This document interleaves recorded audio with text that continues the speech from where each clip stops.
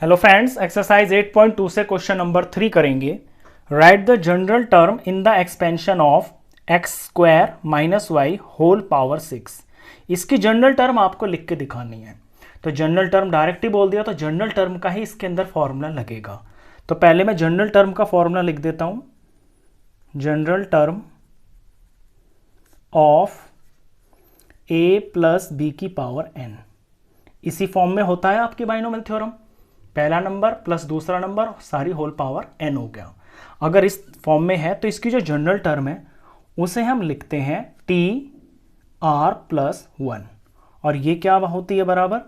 ये बराबर होती है एन सी आर ए की पावर एन माइनस आर और बी की पावर आर। अगर इस फॉर्म में आपका ब्रैकेट है तो फिर ये इसकी जनरल टर्म होती है। अब यहां पे आपको इससे कंपैरिजन करना है। ए का मतलब हो गया पहली टर्म।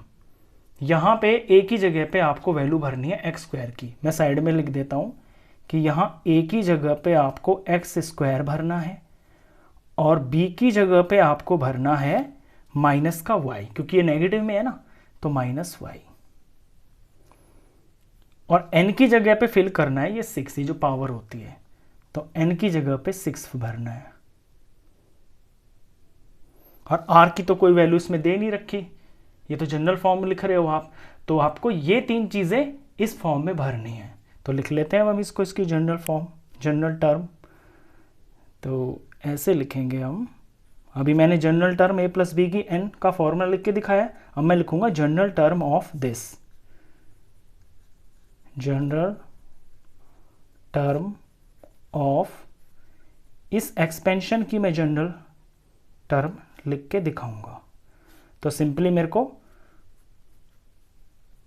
इस टी आर प्लस 1 जो कि बराबर है इसके एन सी आर ए की power N minus R B की पावर आर, इसमें मेरे को एन ए और बी ये तीनों की जगह पे ये वैल्यूज फिट करनी है, क्योंकि मेरा ब्रैकेट जो है जो दे रखा है मेरे को वो ये है।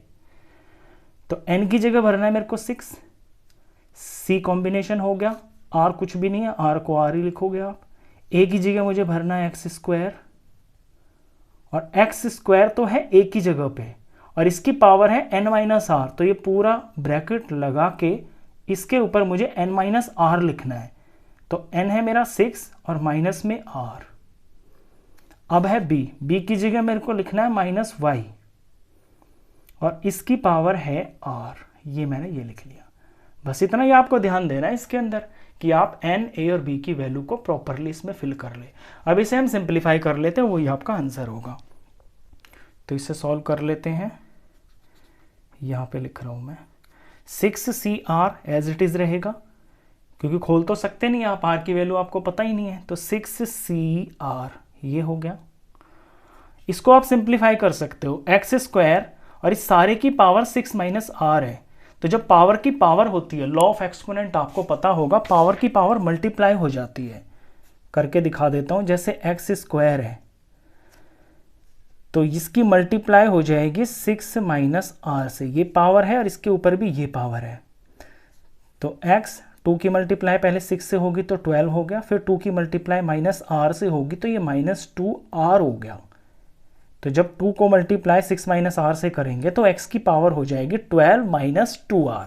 तो यही आप लिखोगे यहाँ पे, x की पावर 12 माइनस 2r।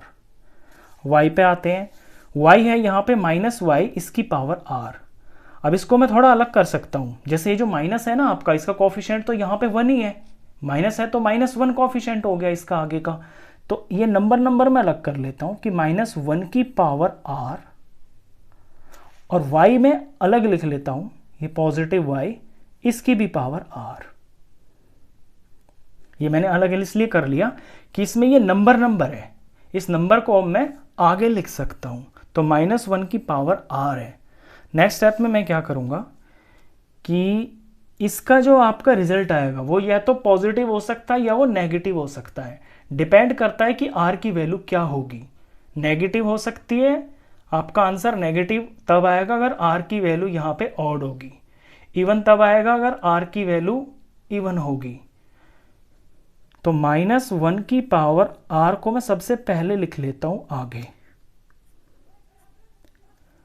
और बाकी सारा मैं सेम टू सेम लिखूंगा 6CR x की पावर 12 माइनस 2R। ये मैं आगे ले जा चुका हूँ, इसी से जो ना मेरा क्वेश्चन का साइन प्लस या माइनस हो सकता है। मैं तो जनरल टर्म निकाल रहा हूँ, आंसर थोड़ी निकाल रहा हूँ यहाँ पे। और फिर आगे है y की पावर r। बस यहाँ पे आके आपका ये क्वेश्चन खत्म हो जाता है। तो जब भी आपका यहाँ पे ऐसे नेगेटिव में हो ना, तो उसे आप ब्रेक कर लिया करो, -1 की पावर में ब्रेक कर लिया करो, और उस -1 की जो पावर वाला जो पार्ट है उसे आप सबसे आगे लिख लिया करो। ये इसकी जनरल टर्म हो गई है। क्वेश्चन खत्म।